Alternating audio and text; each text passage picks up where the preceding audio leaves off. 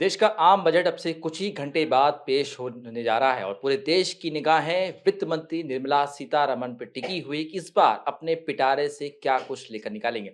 वैसे तो बजट में मध्यम वर्ग के जो लोग होते हैं वो निगाहें टिकाए होते हैं कि इस बार टैक्स में कितनी रियायतें मिल रही हैं, लेकिन व्यापारी जो भी होते हैं वो भी नजरें टिका के बैठते हैं कि जीएसटी में कितने इस बार कमी की जाएगी। सरकार उनके लिए क्या कुछ इस बार कौन सी नई स्कीम, कौन सी नई पॉलिसी लेके आ रही है जिससे व्यापार करना आसान हो जाएगा।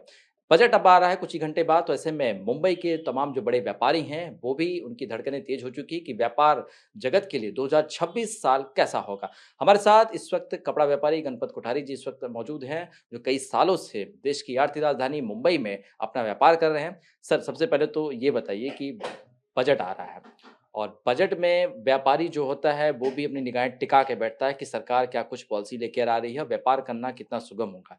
कपड़ा इंडस्ट्रीज की अगर हम बात करें तो जीएसटी की बात जब आती है तो धागे पे जीएसटी जो है अभी भी नहीं कम हुआ है। क्या आपको लगता है कि इस बार बजट टेक्सटाइल इंडस्ट्री के लिए होगा और किन किन चीज़ों पे सरकार को रियायतें देने की आवश्यकता है?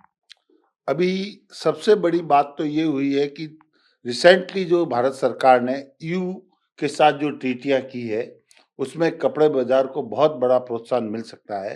अगर गवर्नमेंट कपड़े बाजार की तरफ ध्यान देगी, तो कपड़ा बाजार और यहाँ का गारमेंट मार्केट बहुत बड़ी तरक्की कर सकता है। और अगर कपड़ा बाजार बढ़ता है, तो उससे एम्प्लॉयमेंट बहुत बड़ा जनरेट होगा, क्योंकि इसमें सबसे ज़्यादा मैन पावर यूज होता है।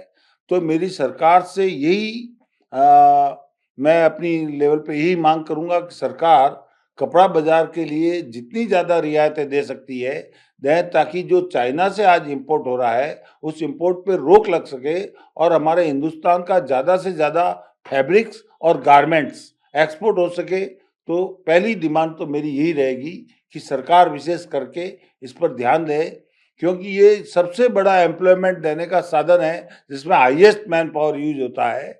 दूसरा, जो पर्यावरण से संबंधित जो कपड़ा व्यापारियों को तकलीफें आती है, उसके लिए सरकार को पहल करके जगह जगह जो भी उनको कपड़ा बाजार, किसान भी बचे, नदियां भी बचे, पर्यावरण भी बचे, उसके लिए जो संसाधन सरकार को लगाने हैं, वो सरकार निर्णय लेके उन टेक्सटाइल पार्कों में वो सारी सुविधा दे, ताकि ज़्यादा से ज़्यादा टेक्सटाइल उद्योग फले फूले। अच्छा, गनमेर जी मुझे बताइए कि इस टेक्सटाइल इंडस्ट्री की बात आती है, लेकिन कई साल हम देख रहे हैं कि कई सालों से कई सारे मिलें बंद हो रही हैं, कई व्यापार जो हैं बंद हो रहे हैं, कपड़ा व्यापार के, टेक्सटाइल फैब्रिक के।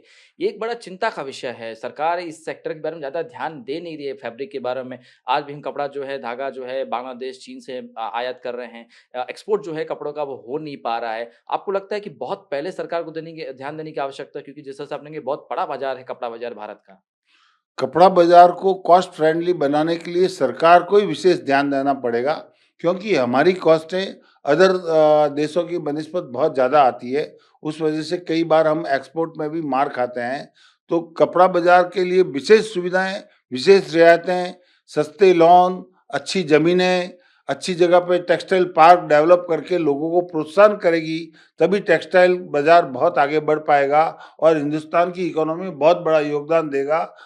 प्रधानमंत्री जी को 5 ट्रिलियन इकोनॉमी का जो सपना है, उसको साकार करने में कपड़ा बाजार बहुत बड़ा योगदान दे सकता है। बस ज़रूरत है सरकार के ध्यान देने की, सरकार के सहयोग करने की।